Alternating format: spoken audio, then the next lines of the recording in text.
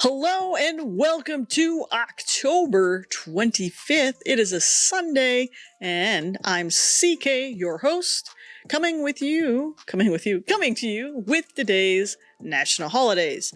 If you are enjoying these videos, then please let me know. Go ahead, subscribe, like, comment, ring the bell so you don't miss any more of these awesome videos. Also, coming up this Friday, Mandalorian Season 2 debuts. Right up there is the countdown timer, just in case you want to know how many days, hours, minutes, and seconds are left. All right, everybody, let's get into today's national holidays. So, we kick off the week with Respiratory Care Week, which starts today and goes all the way through Saturday. So what do you want to know about Respiratory Care Week? Well, here's some interesting facts. First, in 1943, a group of inhalation therapists started to work at Chicago at Michael Reese Hospital. This was the first group of people to go through respiratory care therapy, or therapist to do this, which is kind of cool. In 1960, the American Registry of Inhalation Therapists, ARIT, assembled to supervise the new credentialing exam.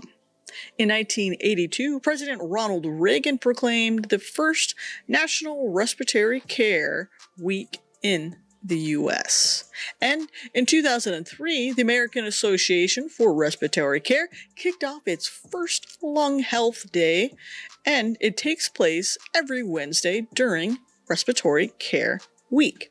And then in 2004, Vermont became the 48th state to pass a respiratory therapy credentialing law. So that's kind of cool. And there's also some cool, interesting facts to go along with this week. So, weird, bizarre facts. One, this one is really surprised me, and it definitely makes me want to drink more water. And that is, you can lose up to 0.59 fluid ounces of water per hour just by exhaling. So, I'm assuming that this is based on just a normal inhale, exhalation, right? Inhale, exhale, whatever. Normal, just every day doing inhale, exhale, breathing. Now, factor in working out, maybe just even managing taking the stairs, just those little quick, like maybe you had to run across the street. Now this makes more sense why you should be drinking at least 8 ounces of water a day, because let's just kind of quickly round 0.59 ounces up just to make this easier. Let's do a quick math, right? So 0.6 fluid ounces per hour. Let's just say in a 10-hour day of activity, like stuff you're going to work and all that kind of stuff, right? Just in 10 hours, that's 6 fluid ounces of water. Now, add another 4 hours in there, right? So now we're at 14 hours, because most people probably are awake for about 14 hours. So that's 0.64. That's another 2.4 fluid ounces. So now you're at 8.4 fluid ounces. And now this makes sense about drinking water, because you're going through a lot. That's just per hour. That's a lot of fluid ounces per hour that you're expending, I think. And that's not counting the sweat. I mean, that's just in breathing alone. That's a lot. You pretty much in a 14-hour, not even a 24-hour day, in a 14-hour day, you easily exhale basically over 8 ounces of water. That's a lot. So keep that in mind. And number 2, weird, bizarre fact. The most experienced divers, some of them, can hold their breath for up to 20 minutes. That's crazy. Like, I wonder mentally, like, how that affects them, like their brain. I would like to know the studies behind them that can do this, and one, how often they do it, and then what does their brain activity look like? How has it been impacted over even years or decades of training to do this? It is really curious to see. And number 3, bizarre fact, the Egyptians created a lung hieroglyphic based on the knowledge that they knew at that time, and they even devised that the lung was attached to the windpipe in their hieroglyphic. That's kind of cool. And number 4, another bizarre fact, and definitely bizarre, is asthma was considered psychomatic. And in the 30s and 40s, asthmatics even sought treatment from psychotherapists. Wow, that's crazy. Well, anyways, on to today's holidays. We've got 6, count them, 6 to go through. Here they are. British Summertime ends. National Art Day. National Greasy Foods Day. National I Care About You Day. Vijayadashami, Hindu holiday. And World Pasta Day. British Summertime ends. It's happening today. This is all about basically changing your clocks, daylight savings, all that kind of good stuff. So, who started this whole let's mess with the times on the clock? Who do we blame? We can blame British person here, William Willett, who in 1907 wrote a pamphlet encouraging the governments to adopt daylight savings time. You want to know why he did it? He did it because he wanted more daylight to get in more golfing. Now, as a golfer, you know what? I can't give the guy too hard of a time because that's some dedication to your sport that you want a whole entire country to adopt daylight savings time so you can get more time in on the golf course. Okay. All right. You know what? Props to you. But if you have a problem with it, daylight savings, all that time change stuff, take it up with William Willett. Anyways, 1916, the British Summertime Act is passed, establishing a daylight savings time in the UK. Then, in 1941 to 1945, guess what? British double summer time. That's right. They decided, you know what? Guess what? Our soldiers need more daylight when they're on the battlefield, so we're going to change the clock 2 hours back. We're going to give them more time by doing that. More daylight. So 2 hours. Can you imagine? Like, I don't mind falling back 2 hours. I'm all for that. However, what I'm not for is trying to spring ahead 2 hours. But for 4 years, basically during World War II, this is what they did.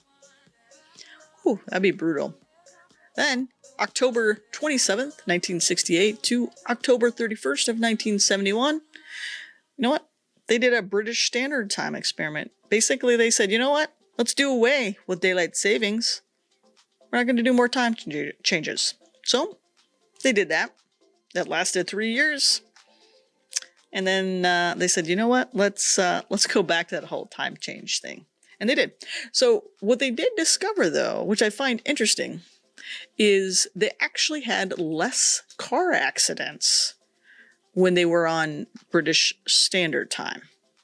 I would think that springing or falling back, like doing daylight savings, would lead to less accidents because when you get up and go to work, you have a little bit more daylight, the beginning at least of the change, you know, so you're not hitting like wildlife and stuff like that.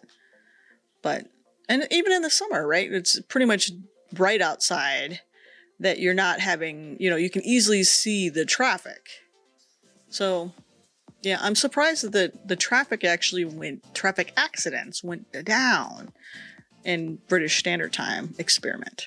So interesting. And then in 1916, Summertime Act was revised, and that's not right. 1916 is not right. I think that's a typo on my end. I can't remember the exact date. I'm going to say 70 something, 1970 something. The Summertime Act was revised to align with EU standards. So that's pretty cool. But that's it. Those are your facts. Interesting things about British summertime. Ending. Now, let's talk about art, because it's actually National Art Day, too. So, way back, 38,000,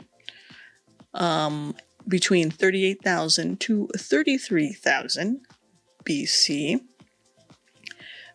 the Venice of Whole Fells, which is a small ivory carving of a female figure, was discovered in southwest Germany. Now, it wasn't discovered in Germany during that time. They're just saying that this is the oldest piece of art. So this art itself dates back to 38,000 to 33,000 BC, which is kind of cool.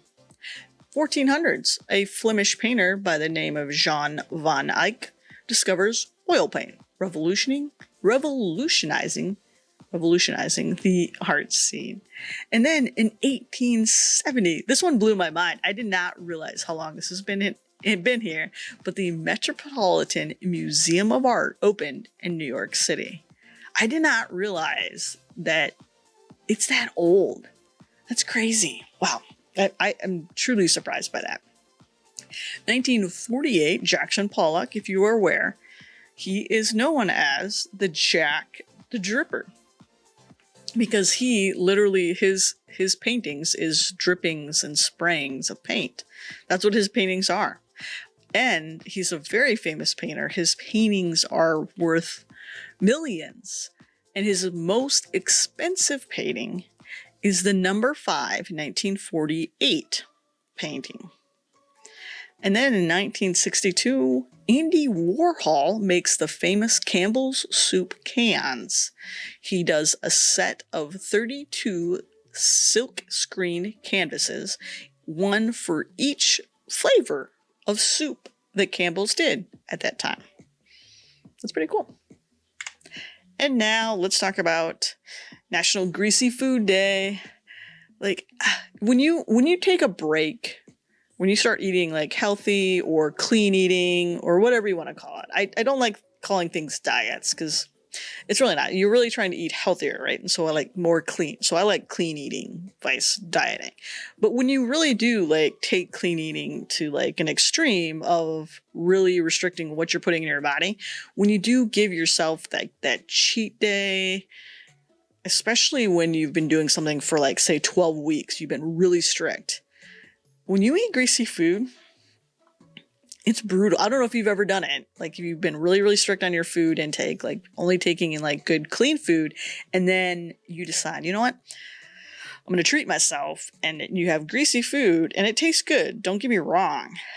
But it totally just, for me, it wreaks havoc on my digestive system.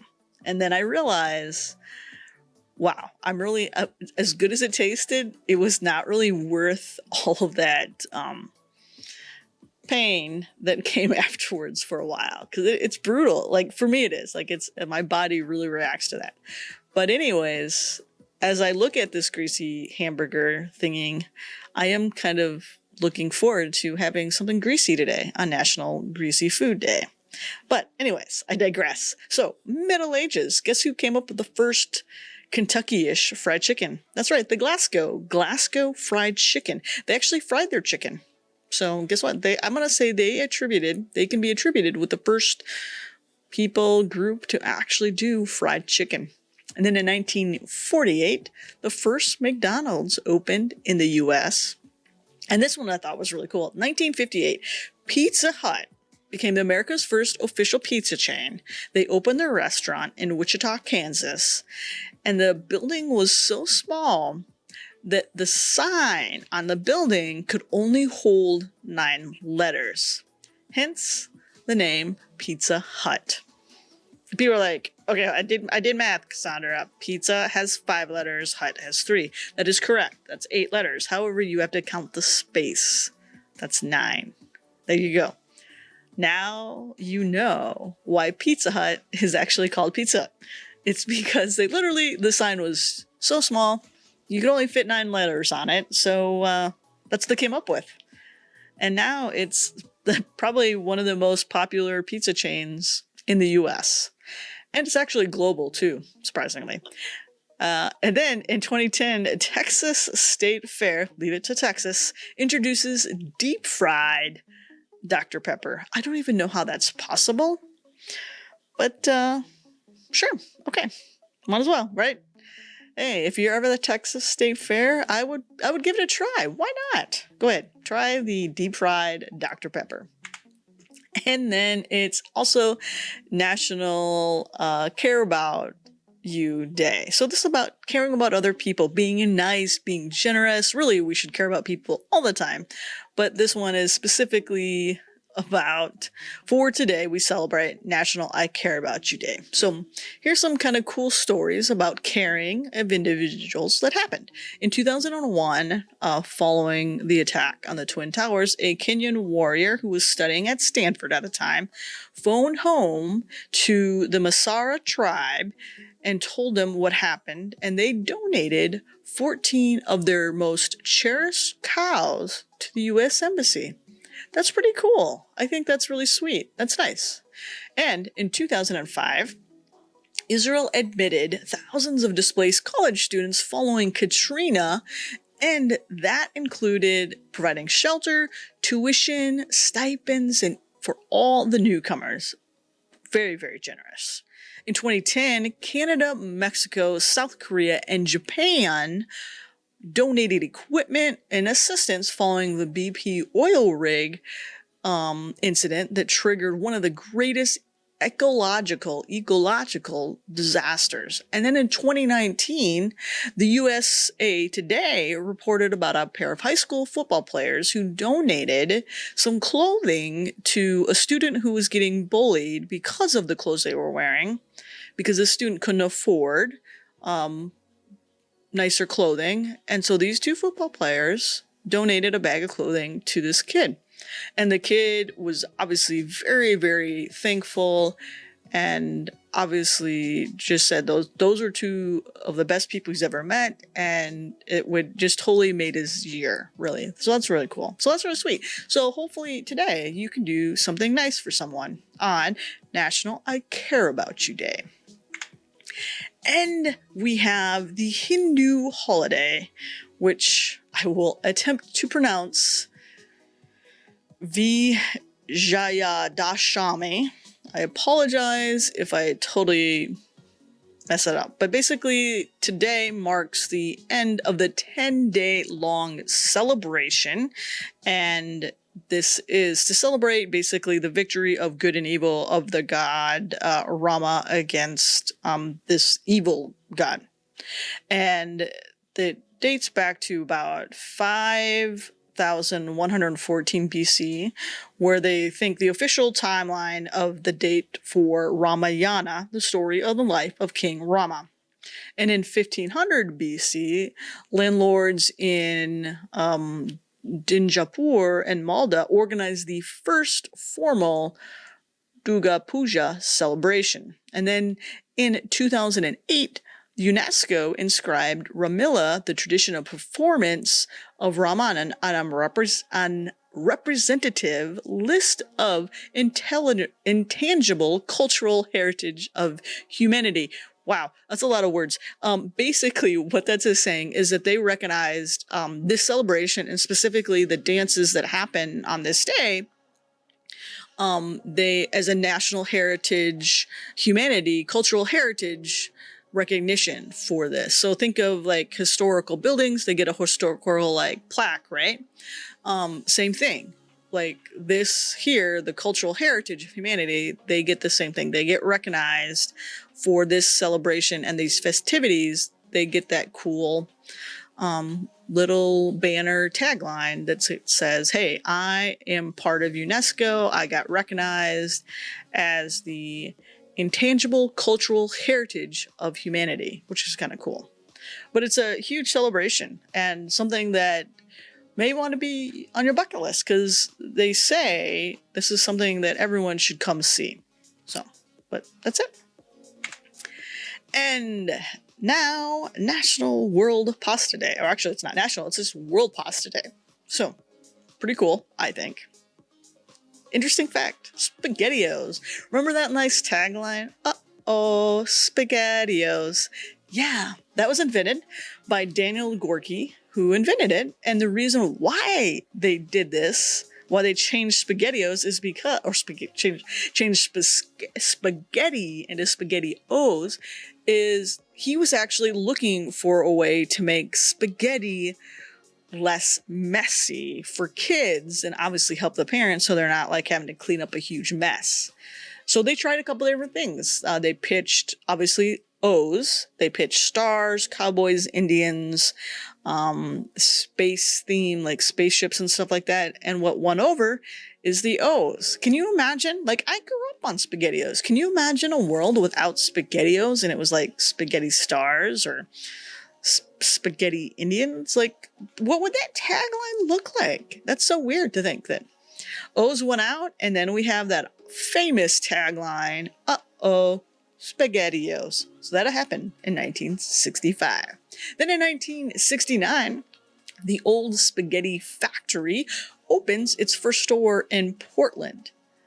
I will say this, I've never been to an old spaghetti factory, but there's 12 apparently throughout the US, and each one has specific attributes that match the original one, which is like stained glass windows, antique lighting, there's like trains, like train booths that look like trains or something like that. So yeah, but all these things, never knew about that.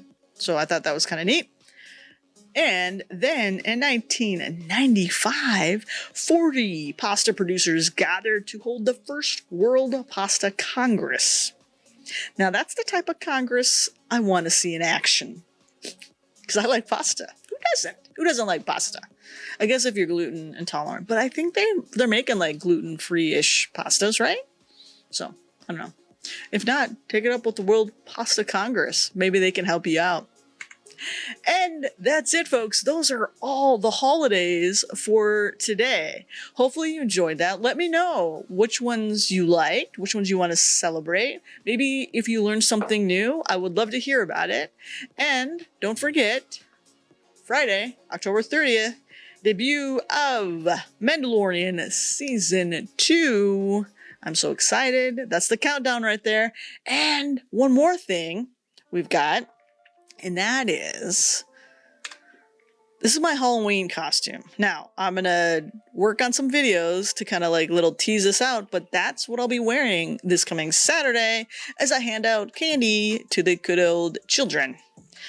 And I'm hoping we get kids doing trick-or-treating because I've got loads of candy and I definitely am not eating it because one, I don't like sweets that much, and two, I don't need it. And I might have to figure out how to socially distance my candy or a way to give the kids candy if the parents like don't want me close to them. But honestly, this is like the perfect costume. These like inflatable costumes, I think, are like perfect for this time because you get little glovey gloves, right? And that whole thing is a mask. So I think this is good. I think this will work. I think they won't have a problem with me coming. And I also haven't even opened any of the bags, and I don't plan on putting them in a bowl. And I already have like clean hands, and I won't open the packaging until like kids start coming, and I'll just basically pull stuff out of the bags because I'm gonna let them choose, because I got like sweets, like hard candy and like sugary type candy, and then I got chocolate kind of candy bag. So I want the kids to choose, like, do you want like chocolate or do you want like sweet, like Smarties or something like that? So hopefully that works and the parents won't have a hard time with me like giving the candy from the bag because I won't touch the kids. All they're doing is taking the candy directly from the bag into their little buckets. So hopefully that works. Otherwise, I might have to figure out the whole, maybe shoot, slide configuration to send the kids candy that way. We'll figure it out though. And with that, that's really all I have for today. If you enjoy these videos and you want to see more, make sure to hit the subscribe button, ring the bell so you get notified when I go live or anytime I drop something new.